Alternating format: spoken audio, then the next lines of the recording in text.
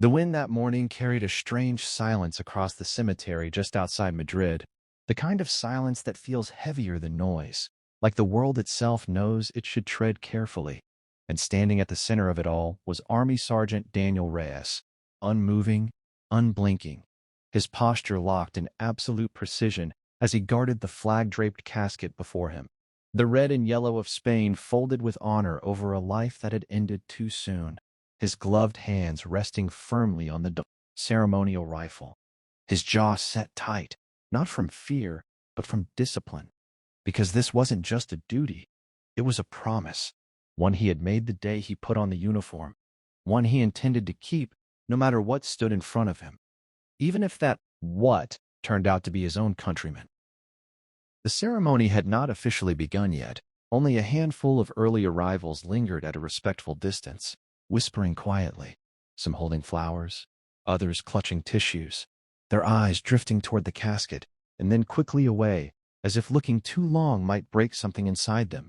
And through it all, Daniel did not move, because he knew what this moment meant. Not just for the fallen soldier beneath the flag, but for the family that would soon arrive, for the mother who would walk toward that casket, trying not to collapse, for the father who would pretend to stay strong, for the younger sister who would never again hear her brother's voice, and for them, Daniel would stand like stone. But peace, as it often does, didn't last. The distant hum of an approaching vehicle broke the stillness, at first subtle, then louder, until two police SUVs rolled slowly up the gravel path, tires crunching in a way that felt almost disrespectful against the sacred quiet. And Daniel's eyes shifted just slightly, not enough to break posture, just enough to acknowledge the change. As the vehicles came to a stop far closer than they should have, doors opening with sharp metallic clicks that echoed louder than necessary, and out stepped three officers, their uniforms crisp, their expressions unreadable, but their body language already carrying something off, something impatient, something wrong.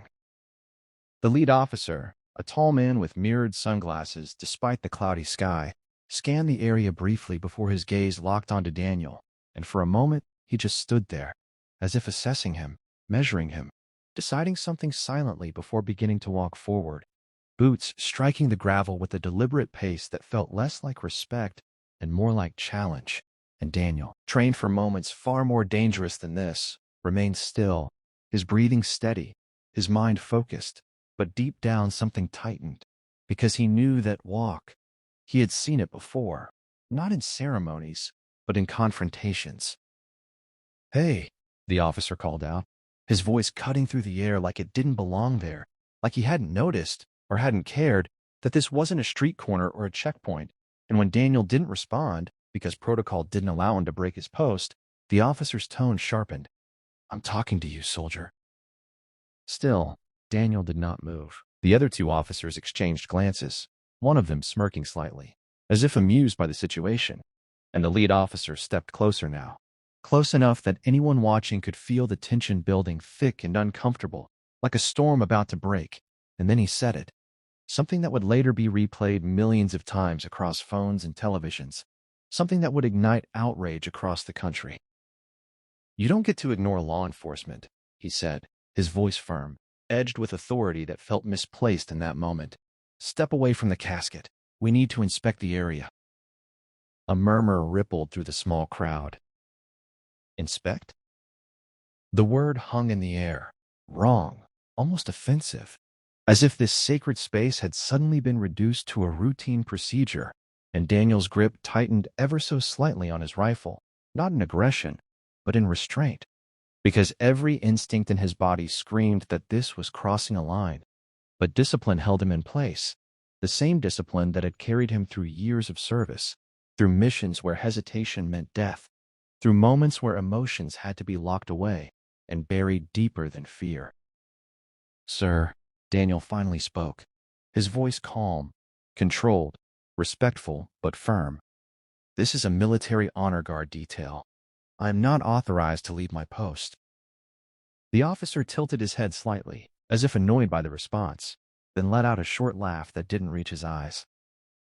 "Not authorized?" he repeated, stepping even closer. "Son, I am your authorization right now." The tension snapped tighter.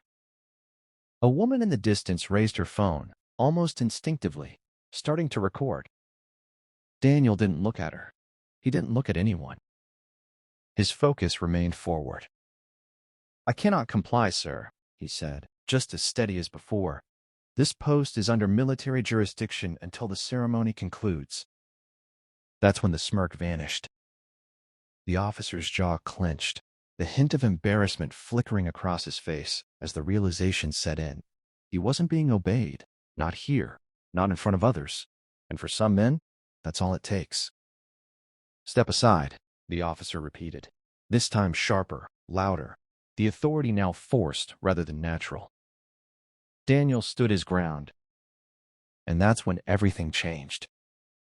The second officer moved around to Daniel's side, circling slightly as if trying to intimidate him, while the third stayed back, watching, his expression unreadable, perhaps uncertain, perhaps just waiting to see how far this would go. And the lead officer reached out, not to strike, not yet, but to grab Daniel's arm, a gesture that would later become the exact moment the video exploded online. The touch was brief, but it was enough. Daniel reacted instantly, not with violence, but with trained precision, stepping back just enough to break contact while keeping his rifle secured, his voice now firmer, louder, carrying across the cemetery with a command presence that no one expected. "Do not touch me," he said. Silence. Absolute silence. Even the wind seemed to pause. And somewhere behind the officers, the sound of another vehicle approaching began to rise, unnoticed by most, but not by Daniel, whose instincts picked it up immediately, his eyes flicking for a split second toward the entrance before returning forward, because something told him this moment wasn't over. Not even close. Because what none of them knew yet, not the officers, not the small crowd, not even the woman recording with trembling hands, was that the man inside that approaching vehicle wasn't just another attendee.